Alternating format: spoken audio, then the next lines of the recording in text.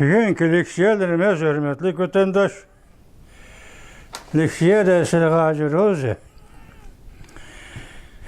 Washington'da sözleyimiz. Bugün çislağa 2024 yıl 12. ayının 13. günü. Hafta gidin boldu. 12. ayının 13. günü hafta gücüme Leksiyada. Sizge hacırız Washington'da sözlerimiz dep olduk. Bugünkü vaziyetimizde sizlerge tapşırıştan ol vaziyeti hakkında vatandaş. Nime deyimiz deyseniz, mesela Amerika Koşmuş Ştatlarının yeni sayılanğan prezidenti Donald Trump. Bu kıtım 1. ayının 20. günü aldığımızda yeni yılda vazifege olturuş murasimi ötküzüldü. Şu münasebet bilen bir anlaşla qarğanı bunun bir ay burulla. Mesela saylamda galba qilgan kunidan başlapla Reis Xi Jinping'le telefonda sözleşip Reis Xi Jinping'le Cumhurbaşkanı reisini bu murasimi qatnashishga taklif qildi. Bu müşkenden biri matbuotlarda oshkor bo'ldi bu to'g'rida. CNN xabar qildi, bosh tarbiyatlari xabar qildi. Murasim qatnashishga taklif qilibdi. Jungo tarafdan bunga ya ma'qul ya yo'q degan javob yo'q hozirgacha. Yoki Tashqi ishlar ministrligidan yoki boshqa bir ministerlikdan bu to'g'rida hech qanday bir xabar yo'q. Hozir Reis Xi Jinping kelalımda Washingtonga kelib, Prezident Trump'dan saylam yoki vazifa o'tash, Aqsaroyga kirish murosimiga qatnashalamdi degan mushu munozaralar, muhokamalar qanot yeyib ketdi. Biz bugun shuning munosabatlik bir parcha leksiyani sizlarga so'zlaymiz. Buni boshlanishi mundaq, mavzusi mundaq. Masalan, qaraylik. Prezident Trump Cumhurbaşkanı reisi Xi Jinping'ni Amerika kelib vazifega o'ltirish murosimiga qatnashishni talab qildi. Nihoyatda cho'ng maqsad bor deyildi. Mavzuda xabar 12. ayning 13. kuni Vanvit orbitida e'lon qilindi. Xabar mundaq boshlandi. Kutmaganda Prezident Trump Cumhurbaşkanı reis Xi Jinping'ni 1. ayning 20. kuni Amerikada o'tkazilgan vazifaga o'ltirish murosimiga qatnashishni taklif qildi. Maqsad ikkinchi qatim vazifaga o'ltirishni diqqat qilayotgan dunyoga ko'rsatmoqchi bo'ldi. Prezident Trumpning saylanishiga va Prezident Trumpning saylanishi vaqtida kirishi murosimiga so'zlaydigan nutq nima? Nutqning mazmuni nima? Butun dunyo tikilib turganda hozir Cumhurbaşkanı reis Xi Jinping shu murosim qatnashish uchun Prezident Trump taklif qildi dedi. CNN 12. kuni xabar qilib bunda ko'rsatdi. Prezident Trump uchun aytganda Xi Jinpingning yer sharining yerimini aylanib kelib, bu qatimgi murosimga qatnashishga qo'lga keltirish Prezident Trumpning bir muvaffaqiyati bo'lib hisoblanadi. Agar Xi Jinping Washingtonga kelsa, Xi Jinping Prezident Trump o'tkazgan murosimga qatnashadigan bo'lsa, bu Prezident Trumpning g'alabasi yoki diplomatiyasi bir g'alabasi hisoblanadi dedi. Menimcha hozir Prezident Trump vazifaga o'ltirish murosimiga qatnashish uchun Reis Xi Jinpingni taklif qilgan bo'lsa, shuning o'zi diplomatiyasi bir g'alaba vatandosh. Men shunday qarayman. Mayli Xi Jinping Washingtonga kelib murosim qatnashsin yoki kelolmasin, kelolmayman desin, shuning o'zi tashabbuskorlik bilan diplomatiya sohasida oldiga chiqib, Reis Xi Jinpingga bir qatim shaxmat deb ovoz chiqargan kun bo'ladi vatandosh. Prezident Trump uchun aytganda, kelalamdi, kelamamdi ikkinchi gap. Diplomatiya sohasi mush taklifni o'tirib qo'yishning o'zimi Prezident Trump uchun bir g'alaba vatandoshim. Lekin Xi Jinping uchun aytganda bu ish mumkin bo'lmaydigan ishdir. Demak, CNN deydi, bu yerga Washington kelishi murosimi qatnashishi Shi Jinping uchun mumkin bo'lmaydigan ish edi deydi. Sababi bundaq ziyorat Jungoning raisi Shi Jinpingni Prezident Trumpning yanida o'ltirib uzatdi va Amerikaning davlat kuchiga qoyilligini bildirishi kerak edi. Lekin bu ish Jungoning butun dunyodagi o'rniga, Jungochi talaffuz bilan aytganda, Jungoning butun dunyodagi o'rniga, cho'ng davlatlik o'rniga daxli tarvuz yetkazadi deydi. Albatta murosim qatnashida Prezident Trump nutq so'zlaydi. Yoki ikkinchi retda, yoki uchinchi retda o'ltirishga Shi Jinpingning o'rni bo'ladi. Sahnada nutq so'zlayotgan Amerika Qo'shma Shtatlarining prezidenti Trump uning beqinida yon tarafida o'ltirib bu nutqni anglayotgan Junxo Xalq Jamhuriyatining raisi Shi Jinping. Qaltis ko'rinishganda vatandoshlar. Yani bu ko'rinishlar oqibati hozirgacha Jungo tashqi ishlar ministrligi yoki borimiz yoki bormaymiz deb bir og'iz gap qilamiz yoki rad qilamiz degan gapmi yo'q. Anchimish to'g'ri batlarda kelyaptligi rasmiy.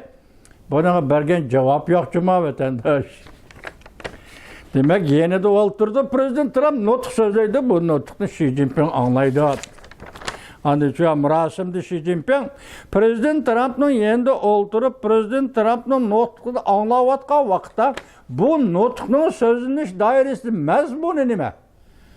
CNN qo'yayotgan masala mazmuni nima deganda bu qatim Prezident Trump nutq so'zlagan tashqi siyosat to'g'risida to'xtalgan vaqtda Jungo degan ism bormi yo'qmi degan yoshirin ibora vatandosh yoki yoshirin bishorat. Şunaylık o'ltirish ko'rinishi tasavvur qilsangiz mana shunday qo'llanadi. Bu yangi prezidentning nutq so'zlashini hech kim to'sib qololmaydi. Albatta shundaqda. Prezident Trump vazifaga o'ltirish murosimida nutq so'zlaydi, hech kim cheklayanmaydi, hech kim tanlab bermaydi, hech kim demaydi. Chunki huquqni Amerika xalqi saylaganda bu huquqni bir prezident Trumpning qo'liga berdi da vatandosh. Nima deyish shu hisobda vatandosh. Jungoning raisi Shi Jinpingning bu murosim qatnashi Jungoda demokratik siyosiy hokimiyat o'zgarishi o'tdi deb qaraladi. Mana qardingizmi, agar mayli dunyo bo'lsin, mayli Junxo Xalq Jamhuriyati fuqarolari bo'lsin, agar mushqatim prezident Trumpning vazifa topshirib olish murosimiga Jungoning raisi Shi Jinping keladigan bo'lsa, nutq so'zlayotganda Prezident Trumpning o'ng tarafida yoki so'l tarafida o'ltirgan bo'lsa, u chog'da bu butun dunyo tarafidan ham Jungo fuqarolari tarafidan endi Jungo demokratik islohot davriga kiradigan o'xshaydi degan ko'z qarashda bo'lishi kerak edi.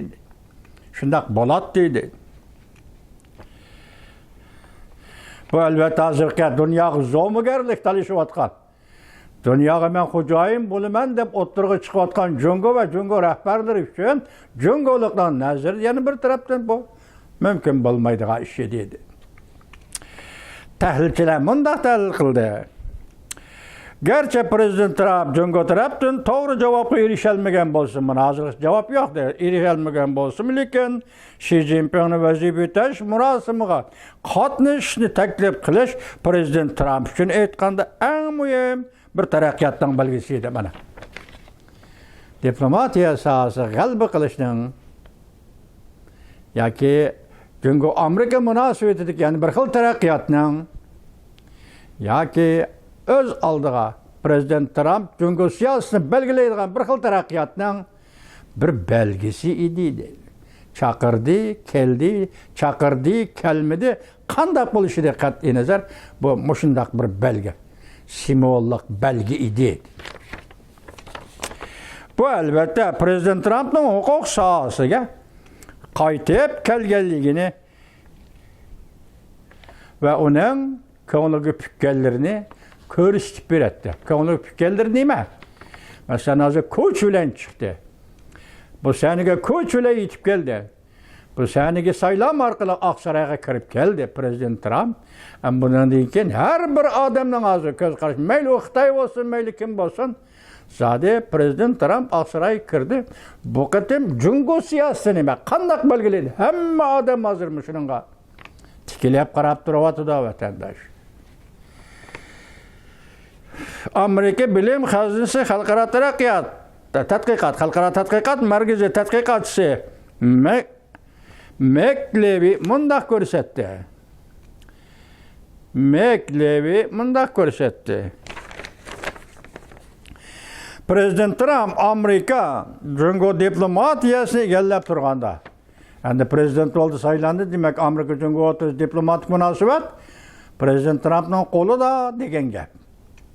Bu diplomatik siyosatlarni qanday belgilaymiz, qanday yurgizimiz, bu Prezident Trumpning qo'lida degan gap. Yani deydi McLevy Jungo Amerika diplomatik munosabatlarini Prezident Trump egallab turganda yumshoq, qattiq, sabzi-kaltak siyasetini qo'llanganligidir. Yoki yo'lga solganligidir. Bir tarafda Jungo'ga yumshoq muomalada bo'lish taklif, kelgan murosim qatnashing. Ikkinchisi murosim qatnashgandan keyin siyosatlar va ko'rishlar, uchrashishlar yoki suhbat bo'lamdi, bo'lmamdi. Agar kelib qolsa, Xi Jinping Washingtonga shunday yo'lga solib qo'yamdi. Muşlarning hammasi yig'ishtirgan vaqtda bu Prezident Trumpning qo'lidagi sabzi-kaltak siyosati. Hem yumshoq bo'lish, hem qattiq bo'lishdan iborat sabzi-kaltak siyosatidir deydi. Bu albatta nihoyatda arzonga to'xtaydigan sabzi. Bu nihoyatda McLevy, tadqiqotchi McLevy nimdir? Bu albatta bek oson to'xtaydigan kaltak deydi. Ya sebze idi dedi sebze. Demek sen geldin. Hemen seni karşıladım ben muvaffak derecede. Sen murasim katmışsan benim dokulatımını, ya benim notkumunu anlaysan. Muşun aktıda gelmiş diplomatik münasebetinin çeki ve dairesi muşu derecede bulunduğun olsa, tadqiqotchi McLevy nemdeydi, bu sebze bek erzal, bek asallık olgu kildiğin sebze idi ya ki, bu sebzeki münasebetlik siyaset idi değil.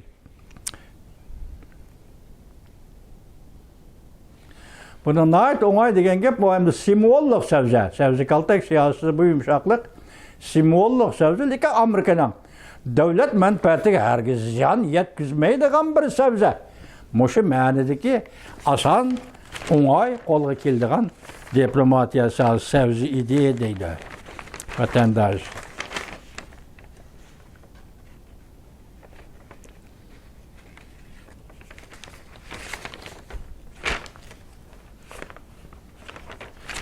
Ne mi deyimiz bunun da?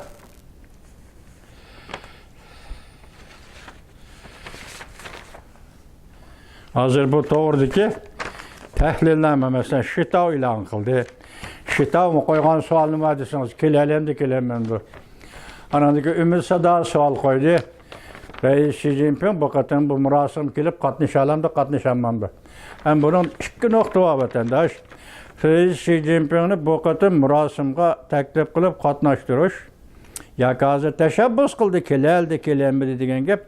Bu yerda Reis Xi Jinping Jungo'ning raisi bilan Rossiya Federatsiyasining prezidenti Vladimir Putinning o'rtasidagi munosabatga savol tashlanadi vatandosh. Bu cho'ng davlatlar orasidagi intayin nozik ish. Prezident Vladimir Putin bilan Reis Xi Jinpingning munosabatiga bir chek yoki bir savol tashlanadi. Hozir hisobda mushu qiyofatda aytsangiz, Prezident Trump g'alaba qildi diplomatiya. Boshda aytdik diplomatiyada kelamdi, kelmamdi ikkinchi gap. Agar kelamasa, Reis Xi Jinping u vaqtida butunlay uzil kesil passiv o'ringa tushib qolgan bo'ladi vatandosh. Intayin og'ir darajadagi passiv o'ringa tushib qolgan bo'ladi vatandosh. Shu nuqtadan aytganda hozir Prezident Trump bu masalada g'alaba qildi degan yakuni chiqara olasiz vatandoshlar.